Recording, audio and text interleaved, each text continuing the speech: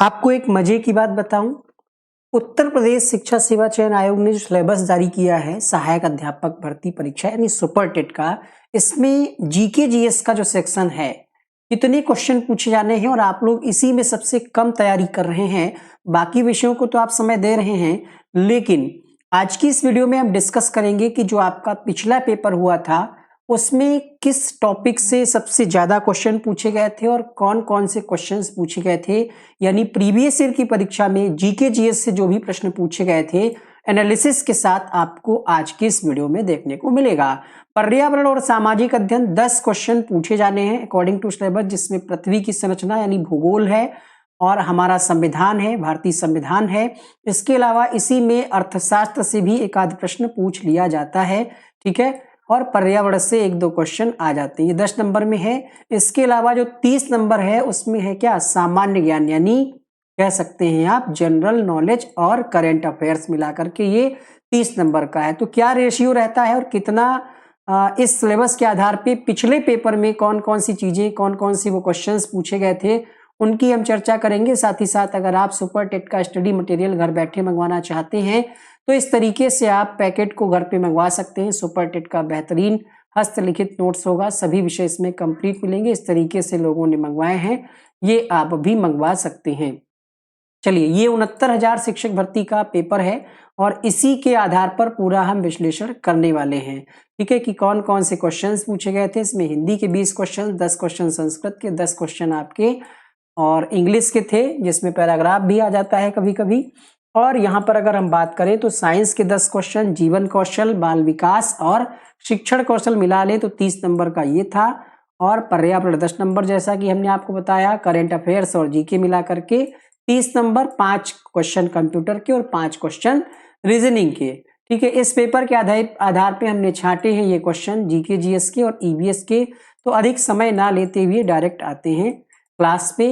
और हाँ, अब जो पेपर आएगा वो इतना आसान नहीं आएगा, क्योंकि अब जो मैक्सिमम क्वेश्चंस का पैटर्न देख रहे हैं कूट आधारित प्रश्न ज्यादा आ रहे हैं। यानी डीप नॉलेज होगी अगर आपको, तब आप एक प्रश्न का आंसर दे पाएंगे। 4 क्वेश्चन को मिला करके एक क्वेश्चन बनाया जा रहा है, चाहे वो स्टेटमेंट दे दे या अभिकथन दे दे कि भारतीय राष्ट्रीय कांग्रेस के बारे में निम्नलिखित में से सत्य कथन कौन सा है या गलत कथन कौन सा है। 3 ऑप्शन दे दे, फिर नीचे कूट दे दे कि पहला दूसरा सही है, तीसरा चौथा सही। इस तरीके से अब जो है क्वेश्चन आ रहे हैं। खैर, यहाँ पर जो पिछला पेपर था उसमें जो क्वेश्चन था पर्यावरण के अंतर्गत, ये आपका कह सकते हैं हिस्ट्री से क्वेश्चन था। मॉडर्न हिस्ट्री की अगर हम बात करें तो भारतीय राष्ट्रीय कांग्रेस के प्रथम मुस्लिम अध्यक्ष यहां पर आपसे पूछे गए थे। कांग्रेस के बारे में आप जानते होंगे कि कांग्रेस की स्थापना कब होती है, 1885 में। और जब बात आती है पहले मुस्लिम अध्यक्ष की तो यहां पर नाम आ जाता है बदरुद्दीन तैयबजी, जो है इसके पहले मुस्लिम अध्यक्ष थे। और 1887 में मद्रास में तीसरे सत्र की अध्यक्षता भी इनके द्वारा ही की गई थी। इसके अलावा अगर आपसे प्रश्न पूछे कि कांग्रेस के पहले अध्यक्ष कौन थे, डायरेक्ट आपसे एक ये भी प्रश्न बन सकता है कि कांग्रेस के पहले अध्यक्ष कौन थे। और जैसे करंट अफेयर में आपसे पूछ सकता है कि वर्तमान अध्यक्ष कौन है, तो पहले अध्यक्ष थे WC बनर्जी, या अगर हम इनका पूरा नाम आपको बताएं तो व्योमेश चंद्र बनर्जी। 1885 में बॉम्बे के गोकुल दास तेजपाल संस्कृत कॉलेज में पहले अधिवेशन की अध्यक्षता इन्होंने की थी, WC बनर्जी ने। पहला अधिवेशन हुआ कहां था, तो बॉम्बे में हुआ था, जिसको अब हम मुंबई के नाम से जानते हैं, ठीक है, जिसको हम मुंबई के नाम से जानते हैं। वर्तमान में कांग्रेस के अध्यक्ष कौन है, तो आप कहेंगे मल्लिकार्जुन खड़गे जी वर्तमान में कांग्रेस के अध्यक्ष हैं। और बहुत सारे लोगों को ये लगता है कि भाई राहुल गांधी है, तो नहीं है, ये चीज आप ध्यान रखिएगा।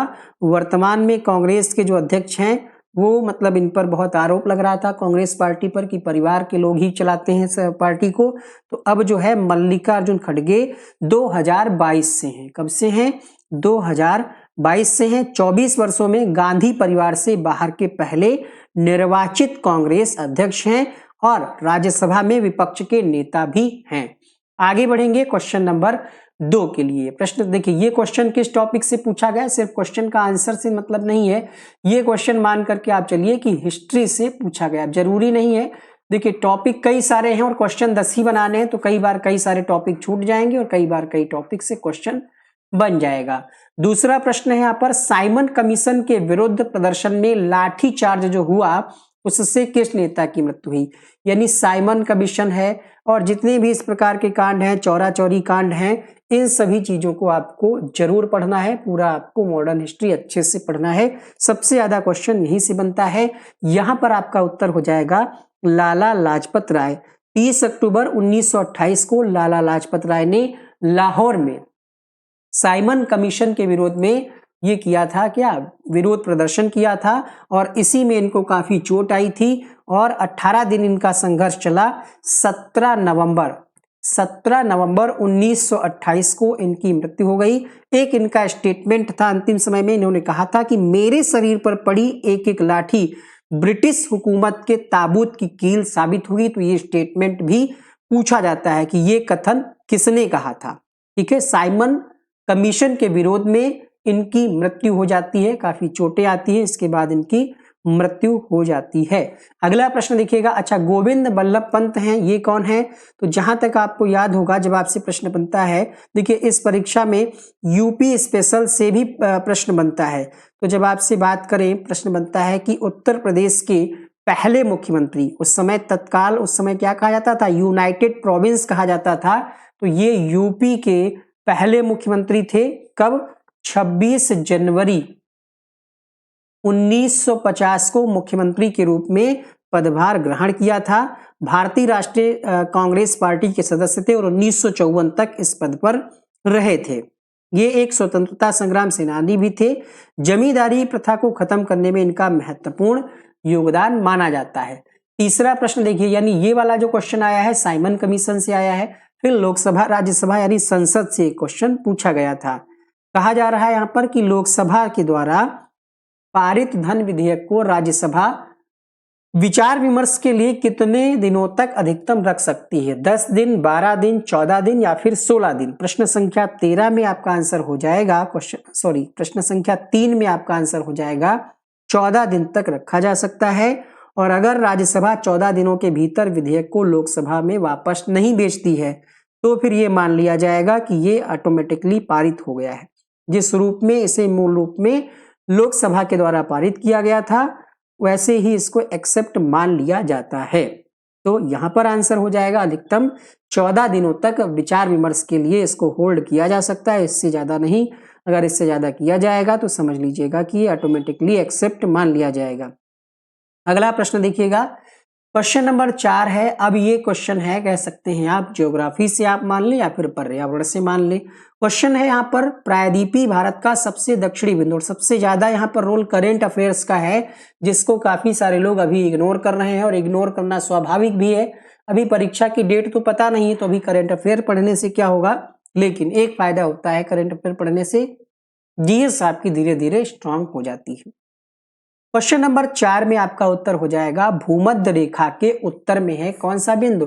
भारत का सबसे दक्षिणी बिंदु जो कि कन्याकुमारी है और ये भूमध्य रेखा के उत्तर में स्थित है।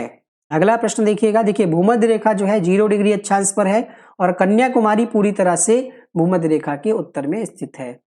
यहाँ पर अगला क्वेश्चन जो है ये भी ज्योग्राफी से है और इसको आप ज्योग्राफी और पर्यावरण एक ही बात समझ सकते हैं। कुछ कुछ टॉपिक ऐसे हैं जो दोनों में पूछे जा सकते हैं। निम्नलिखित समुद्री धाराओं में से कौन सी अटलांटिक महासागर की धारा नहीं है?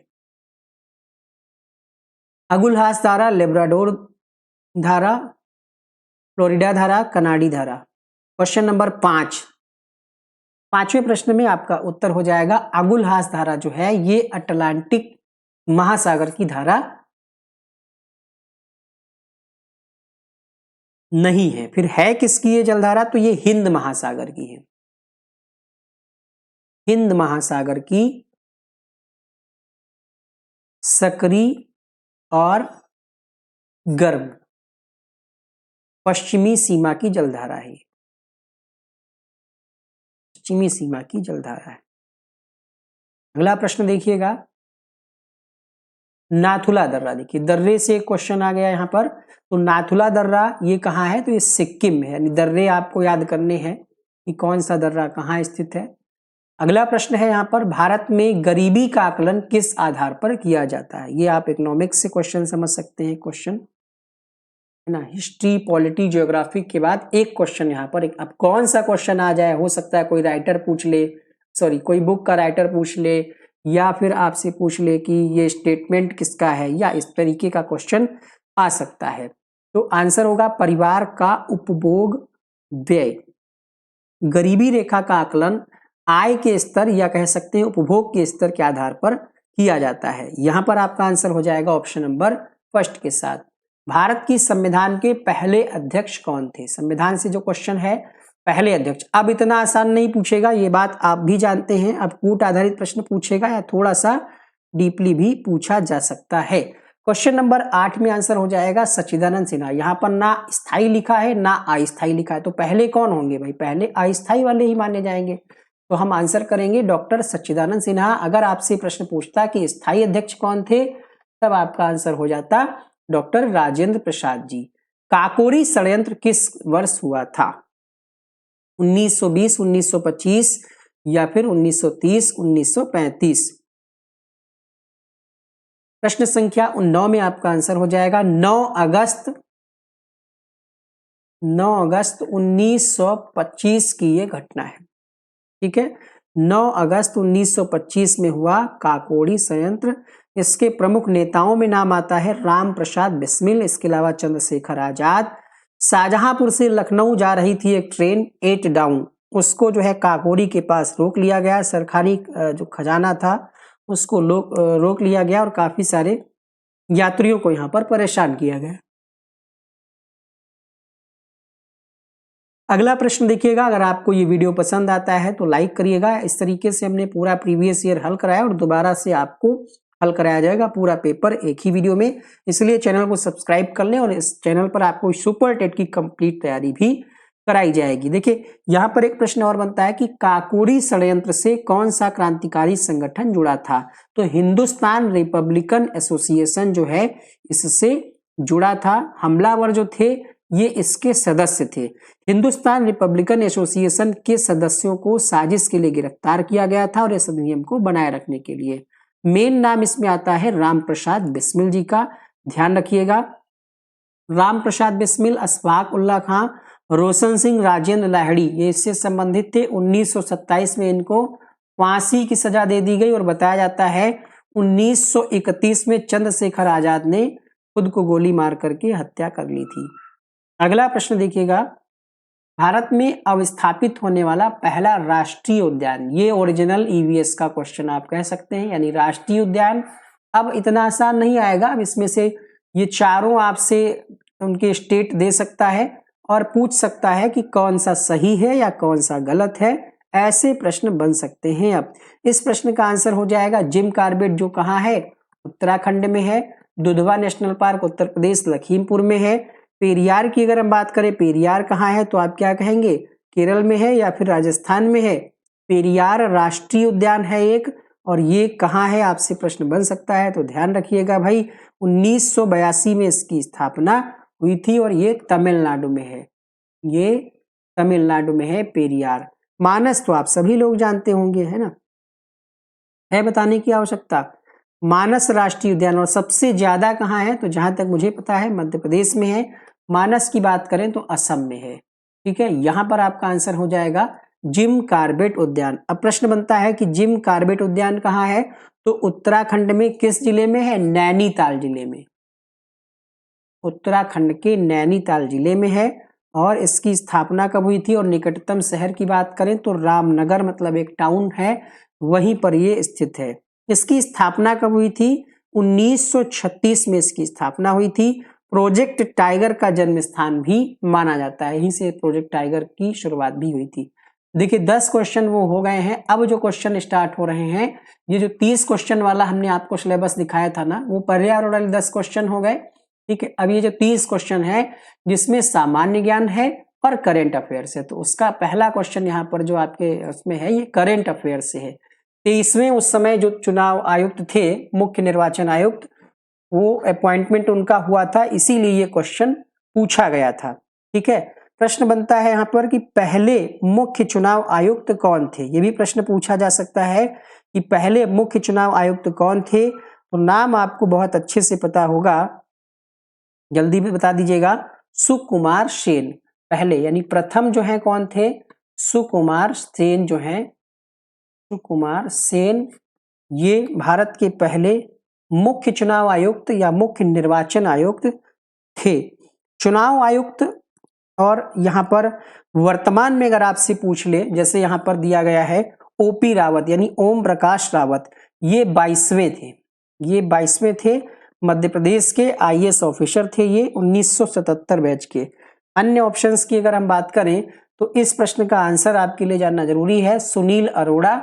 और 26वें जो हैं ये वर्तमान में हैं, ये कौन है, ये आप लोग तुरंत कमेंट करिए। अगर आप यहाँ तक इस वीडियो को देख चुके हैं तो जल्दी से कमेंट करके बता दीजिए कि वर्तमान में मुख्य चुनाव आयुक्त कौन है। काफी सारे आरोप भी इन पर लगे हैं, तो जल्दी से आप लोग बता दीजिएगा।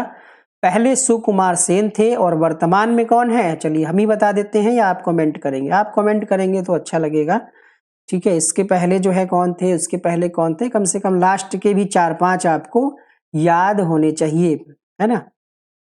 चलिए राजीव कुमार, और इससे पहले सुनील अरोड़ा, जैसा कि 23 में आपको बताया गया। सुनील अरोड़ा का कार्यकाल 2018 से और 2021 तक रहा। एक बात तो हम आपको बताना ही भूल गए कि ये पेपर कब हुआ था, तो ये पेपर हुआ था जनवरी में, जहां तक मुझे याद है 6 जनवरी को हुआ था। जनवरी में 2019 में ये पेपर हुआ था।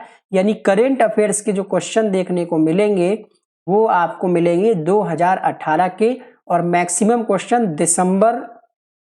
नवंबर से दिसंबर के क्वेश्चन 2018 के पूछे गए हैं, ठीक है। क्योंकि 2018 में इनका अपॉइंटमेंट हुआ था, तभी ये क्वेश्चन करंट अफेयर्स के अंतर्गत पूछा गया था, ठीक है।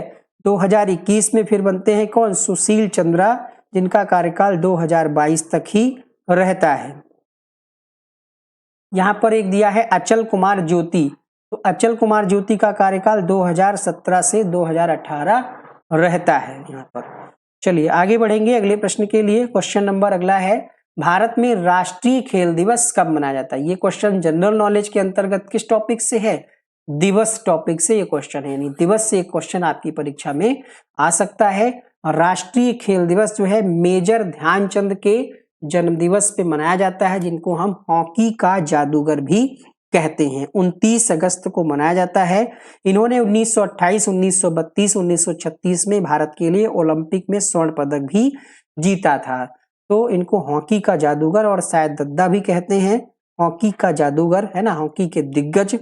और बात करें अगर हम, तो ये इनकी एक आत्मकथा है। आत्मकथा का नाम क्या है, गोल।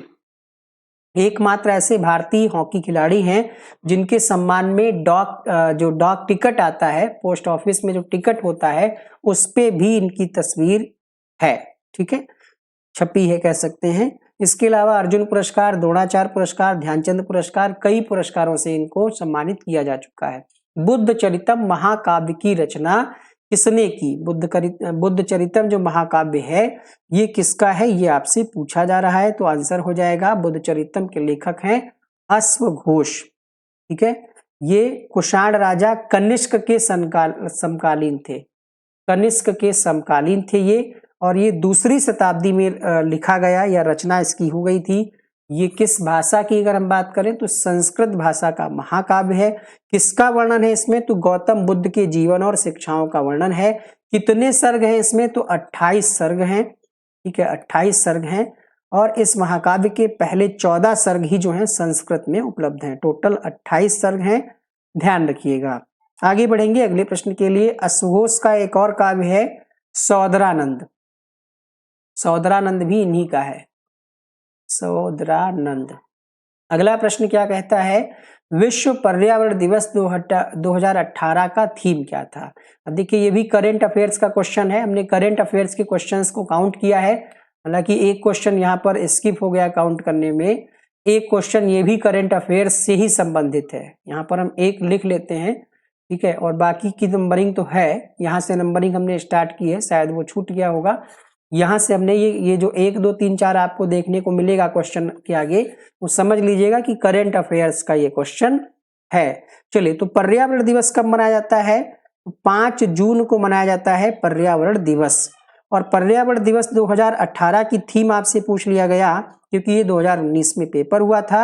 आंसर हो जाएगा क्वेश्चन नंबर 14 के लिए, प्लास्टिक प्रदूषण को कम करो। प्लास्टिक प्रदूषण को कम करो, ये थीम थी। और 2025 की थीम क्या है? एंडिंग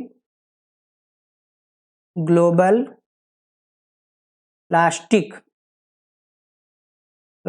गलत लिख गया है, प्लास्टिक पॉल्यूशन। ये जो है 2025 की थीम है। 5 जून को मनाया जाता है विश्व पर्यावरण दिवस। ये देखिए, दूसरा क्वेश्चन आ गया करंट अफेयर्स का। ग्लोबल हैप्पीनेस इंडेक्स 2018 के अनुसार भारत का विश्व में कौन सा स्थान था? तो उस समय की बात है, ये 133वां स्थान था क्या? तो आंसर करेंगे 133वां स्थान।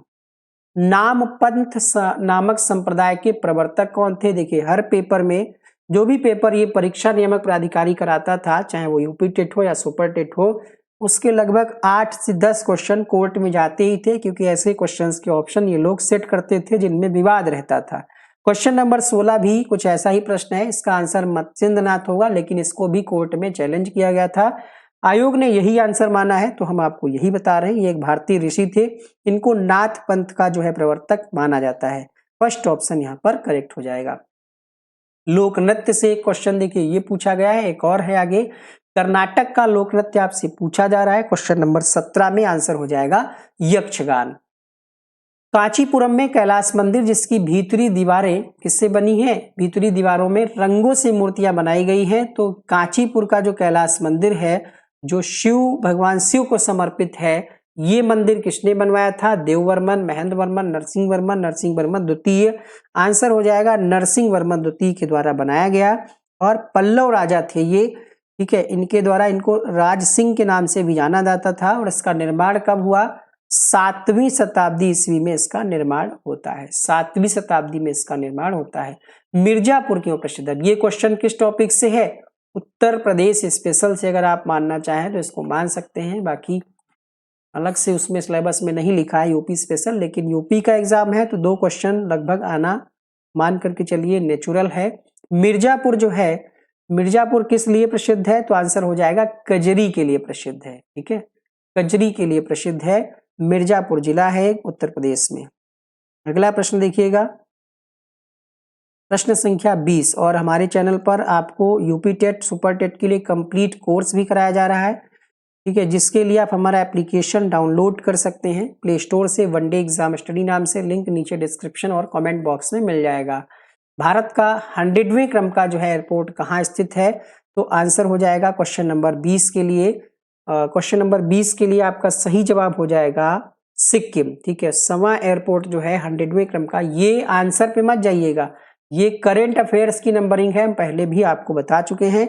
और ये करंट अफेयर से क्यों जुड़ा हुआ है? क्योंकि उस समय 2018 या 17 की बात है, 24 सितंबर 2018 को इसका उद्घाटन किया गया था। सिक्किम का पहला हवाई अड्डा है और भारत का समय क्रम का है, ये सिक्किम में है। ठीक है, इसका नाम क्या है?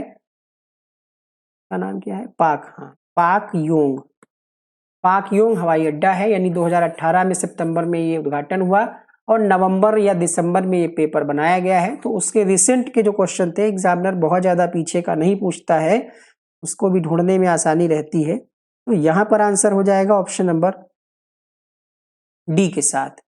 आगे बढ़ेंगे उससे पहले यहाँ पर आप देख सकते हैं नोट्स का डेमो।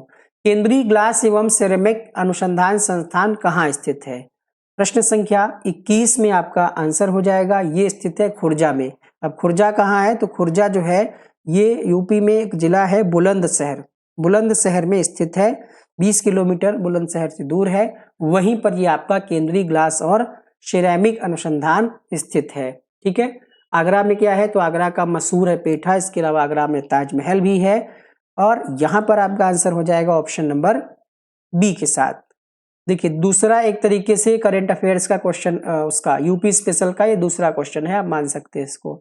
2018 का रेमन मैग्सेसे पुरस्कार किसे प्रदान किया गया? Question number 22। तो भरत वाटवानी को दिया गया था। ये भी करंट अफेयर से है और ये भी करंट अफेयर से। 2017 का भारत भारती पुरस्कार उत्तर प्रदेश हिंदी संस्थान के द्वारा किसको दिया गया है? तो डॉक्टर रमेश चंद्र शाह जी को दिया गया था उस समय।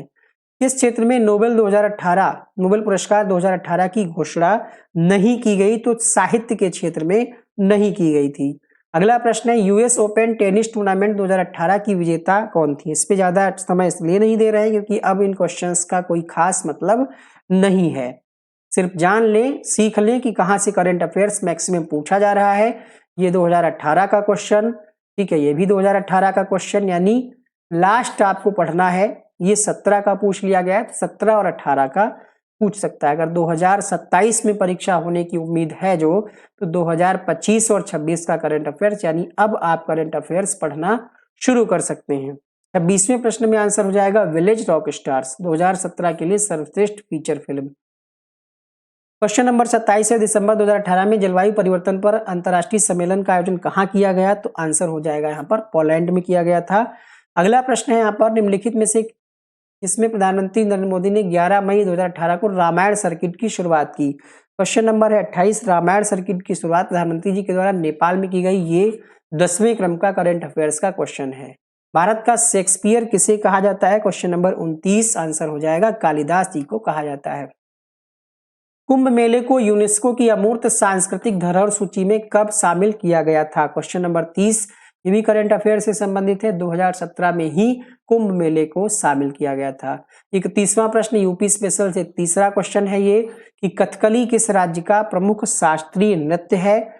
यूपी स्पेशल से नहीं है, सॉरी, कथकली तो केरल का है, ठीक है, लेकिन शास्त्रीय नृत्य से एक प्रश्न पूछा गया था, तो आप इसको जरूर पढ़ें, ये केरल का है। अगर हम बात करें उत्तर प्रदेश का प्रमुख शास्त्रीय नृत्य क्या है, तो ये आपसे अगली बार पूछा जा सकता है, क्योंकि अगर सिलेबस रिपीट हो रहा है तो उम्मीद है कि पैटर्न भी रिपीट होगा, है ना। यूपी स्पेशल आपको पूरा पढ़ना है, कौन सा क्वेश्चन पूछ लिया जाए किसी को नहीं पता कि आप पढ़ करके क्या जा रहे हैं क्या ना है, तो आपको रिस्क नहीं लेना है। उत्तर प्रदेश की अगर हम बात करें तो आप जानते हैं कि कथक यहाँ का प्रमुख शास्त्रीय नृत्य है। अगला प्रश्न देखिएगा, सौरभ चौधरी का संबंध किस खेल से? खेल से एक और क्वेश्चन खेल दिवस वाला जो था, और एक यहाँ पर डायरेक्ट स्पोर्ट्स से क्वेश्चन पूछा गया है। आंसर हो जाएगा ये निशानेबाजी से संबंधित थे। अगला एक क्वेश्चन है, ये भी करंट अफेयर्स का, यहाँ पर भी नंबरिंग होनी चाहिए थी, यानी 2 क्वेश्चन में नंबरिंग नहीं हुई है। ये क्यों करंट अफेयर्स का हम कह रहे हैं? क्योंकि ये जो स्टेच्यू ऑफ यूनिटी है, ऐसे तो लग रहा है कि अब ये क्वेश्चन जो है जीके में चला गया है, मतलब उस समय जब ये प्रश्न बना था तब ये उद्घाटन ही किया गया था इसका, स्टेच्यू ऑफ यूनिटी का, और यहाँ पर आंसर हो जाएगा 182 मीटर, 597 फीट। अगर फीट में ऑप्शन आए तो 500, कहाँ है ये बनी इतनी ऊंची? गुजरात में, ठीक है, गुजरात में है। और इसका उद्घाटन कब हुआ था? ध्यान दीजिएगा कि ये प्रश्न क्यों हम बता रहे हैं करंट अफेयर्स में, जबकि कोई डेट वगैरह नहीं लिखी है। इसका उद्घाटन कब हुआ था हम बता दें आपको, ये परीक्षा 6 जनवरी 2019 को हुई थी और इसका उद्घाटन हुआ था 31 अक्टूबर 2018 को। इससे आप रिलेट करके समझ सकते हैं कि करंट अफेयर्स के क्वेश्चंस कैसे आ सकते हैं। सरदार वल्लभ भाई पटेल, जो कि 143वीं जयंती के अवसर पर इसका जो है उद्घाटन किया गया था। किस नदी के तट पर है? तो गुजरात में है, नर्मदा नदी के तट पर। दुनिया की सबसे ऊंची प्रतिमा है, भारत की एकता और अखंडता का प्रतीक है। उद्घाटन किसने किया था आप जानते ही होंगे, बताने की आवश्यकता ही नहीं। भारत की पहली इंजन रहित रेलगाड़ी तैयार हुई है, ये भी करंट अफेयर्स का क्वेश्चन है। कैसे है समझिएगा, क्योंकि लिखा है पहली इंजन रहित, और इस ट्रेन का इतना हल्ला इस समय हो रहा है, मतलब जिस तरफ ये ट्रेन निकल जाए लोग देखते हैं और लोग सेल्फी लेने लगते हैं। ऐसा खास कुछ नहीं, मिडिल क्लास के लिए कुछ नहीं खास है, क्योंकि इसका किराया इतना ज्यादा है कि मिडिल क्लास का आदमी इसमें बैठ करके सफर थोड़ा सा करने में संकोच करेगा, मजबूरी में भले करे जब कोई और ट्रेन नहीं है। और इसमें तो स्लीपर अब शुरुआत हुई है, लेकिन इतना ज्यादा इसका डंका, क्या कहें। अब ट्रेन 18 जिसका नाम अब बदल करके क्या कर दिया गया है, वंदे भारत, ठीक है। पहले इसको ट्रेन 18 कहा जाता था, इसमें इंजन अलग से नहीं दिख रहा है, लेकिन हाँ इसीलिए इसको कहा गया कि ये भारत की पहली इंजन रहित रेलगाड़ी है, ठीक है। इसका नाम क्या है, ट्रेन 18, और वर्तमान में इसका नाम क्या है, तो अब इसको वंदे भारत के नाम से जाना जाता है, ठीक है। आगे बढ़ा जाए। अच्छा, एक क्वेश्चन बनता है कि वंदे भारत की पहली महिला लोको पायलट, यानी जो चलाने वाली हैं, तो उनका नाम सुरेखा यादव। ये भी प्रश्न जो है किसी एग्जाम में पूछा गया है। वंदे भारत एक्सप्रेस को चलाने वाली भारत की पहली महिला लोको पायलट हैं और 2023 में इन्होंने जो है इसका संचालन किया था सबसे पहली बार। कहां से? CSMT छत्रपति शिवाजी महाराज टर्मिनल से इन्होंने संचालन किया था। अगला प्रश्न है, मार्च 2018 तक भारत का सबसे तेज सुपर कंप्यूटर निम्नलिखित में से कौन सा है? तो आंसर हो जाएगा प्रत्यूष जो है मार्च 2018 तक। अब यहाँ पर 2018 लिखा है तो आप कह सकते हैं कि ये करंट अफेयर्स से ही संबंधित क्वेश्चन है। प्रत्यूष, ठीक है, इसको जो है पुणे में जो भारतीय उष्णकटिबंधीय मौसम विज्ञान संस्थान है वहां पर स्थापित किया गया है और पूर्वानुमान, मौसम से संबंधित पूर्वानुमान और जलवायु अनुसंधान के लिए इसका उपयोग किया जाता है। चलिए, ऑस्कर की बात आती है तो यहाँ पर क्वेश्चन नंबर 36 में आंसर हो जाएगा the shape of water. Question number 16 नहीं, क्वेश्चन नंबर 37 है, मानव विकास सूचकांक में भारत का क्या स्थान है? 2018 की जो रिपोर्ट आई थी उसमें भारत का 130वां स्थान था। इस तरीके से आप देख रहे हैं 16 क्वेश्चन ये आप करंट अफेयर्स के पढ़ चुके हैं और 2 क्वेश्चन पे नंबरिंग नहीं थी, यानी 18 क्वेश्चन करंट अफेयर्स से रिलेटेड थे। द एक्सीडेंटल प्राइम मिनिस्टर, इस पुस्तक के लेखक का नाम पूछा जा रहा है। प्रश्न संख्या 38, आंसर हो जाएगा संजय बारू। आंसर क्या होगा यहाँ पर? संजय बारू की पुस्तक है। 39वां प्रश्न, एग्जाम वॉरियर्स पुस्तक किसके द्वारा लिखी गई है? नरेंद्र मोदी के द्वारा लिखी गई है। मिल्कमैन उपन्यास की लेखिका हैं? क्वेश्चन नंबर 40, प्रश्न संख्या 40 में आंसर हो जाएगा आपका एना बंस। एना बंस जो है ये मिल्कमैन उपन्यास है उसकी लेखिका है। तो इन 40 क्वेश्चन से आपने क्वेश्चन आंसर तो सीखा ही होगा, साथ ही आपको ये पता चला होगा कि सिलेबस में किस तरीके से किस किस टॉपिक से किस प्रकार के प्रश्न पूछे गए थे। और अब नया पैटर्न क्या हो सकता है हमने आपको बता ही दिया कि अब कूट आधारित क्वेश्चन, सही गलत वाले प्रश्न, अभिकरण कथन वाले प्रश्न, इस तरीके के प्रश्न आने लगे हैं। अगली वीडियो में हम इस तरीके से बाल विकास, जीवन कौशल, शिक्षण कौशल को कराएंगे और फिर इसी तरीके से साइंस, मैथ, रीजनिंग, कंप्यूटर, इन सभी विषयों का अलग अलग वीडियो मिलेगा और फिर एक मैराथन भी आपको इसी तरीके से करा दी जाएगी। आप घर बैठे ये नोट्स मंगवा लीजिएगा। शानदार नोट्स को काफी सारे लोगों ने, हजारों लोगों ने मंगवाया है और पढ़ करके अच्छे से तैयारी कर रहे हैं लोग। आप भी इस तरीके से मंगवा सकते हैं। 12 बुकलेट इसमें रहेंगी, ठीक है। आप देख सकते हैं इस तरीके से लोगों का फीडबैक है। ये कोई बनाया हुआ नहीं है, कैंडिडेट के द्वारा भेजा गया है। चलिए, तो मिलते हैं नेक्स्ट वीडियो में। तब तक के लिए आप सभी का धन्यवाद इस वीडियो को देखने के लिए। और अगर आपने सब्सक्राइब नहीं किया है तो बटन दबा दीजिए, क्या दिक्कत है? सब्सक्राइब करने का कोई पैसा नहीं है, नोट्स मंगवाने का पैसा थोड़ा बहुत लगेगा। तो आप, इच्छा है आपकी, अगर आप खुद बना रहे हैं तो मत मंगवाइएगा। Thank you so much, bye bye.